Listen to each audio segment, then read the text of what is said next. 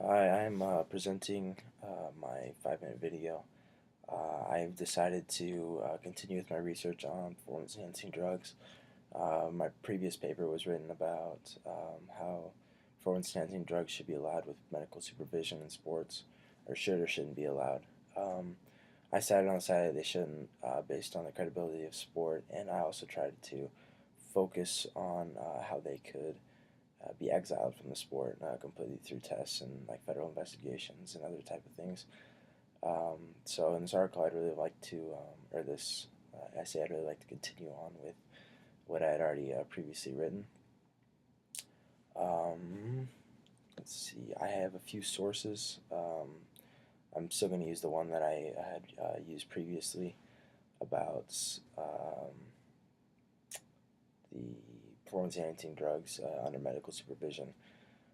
But I also found an article that has to do with baseball, and baseball doesn't really near and dear to me. I understand it very well. I obviously play at a collegiate level, so I'd really like to focus on the baseball portion of it as well because it's where a lot of the attention goes based on the media. So this article actually covers that, the media influence on performance enhancing drugs in baseball, and it kind of takes baseball really takes a hard hit because of performance enhancing drugs.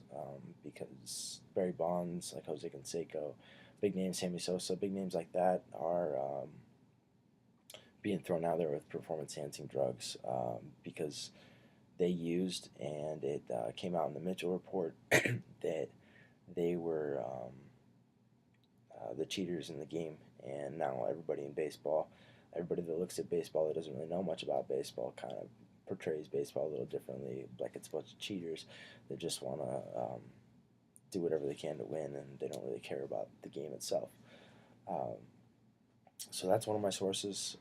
My first source was the medical supervision one. It really talked about how it shouldn't be allowed because the credibility of sport would be lost, and there would be no like fans wouldn't want to go to games because it would just be no fun.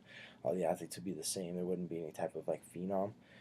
That's kind of like an important thing about like right now. You can go to a game and you can see a kid that's 19 and he's just tearing it up out there and just doing really good, and he's doing it completely naturally. He never did any substance or anything, and that's kind of like what draws the fans to the game is um, that type of like spectacle, spectacular kind of thing.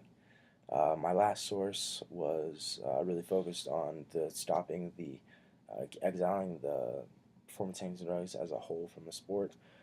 So I chose, I think it was by Epstein and I forget who the other guy is. It was in the Sports Illustrated article. I found it on the database site for UVU under the library. It talks a lot about how to keep performance enhancing drugs out of sports. It talks about the failed attempt drug tests are to keep athletes out. Only 1 to 2% of athletes have been actually caught with drug tests out of all the drug tests they've administered.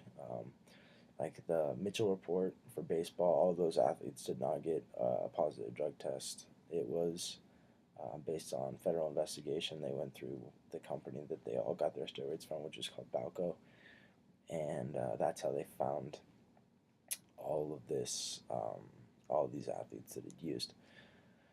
So it really focuses on the failed part of testing, but also other ways to try and get this to stop occurring in sports.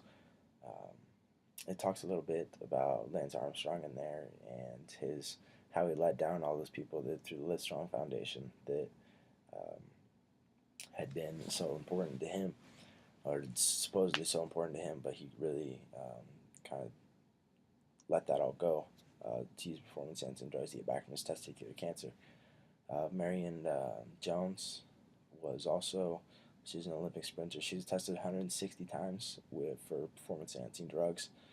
Not once was she positively tested, but she came out in the Balco report along with a few other non-baseball athletes, and that's how she was caught. So it really focuses on alternative ways to catch those that are cheating in sports. So that's where I really like to go with this essay. I have a lot of information with baseball, and the Mitchell report is obviously very important in this whole topic. So I'm gonna focus a little bit on that, but I'd really like to focus on um, like the testing and the federal investigations, if there's any other types of ways to stop the performance-enhancing drugs in sports. So that's where I like to go with this essay, and thank you for listening.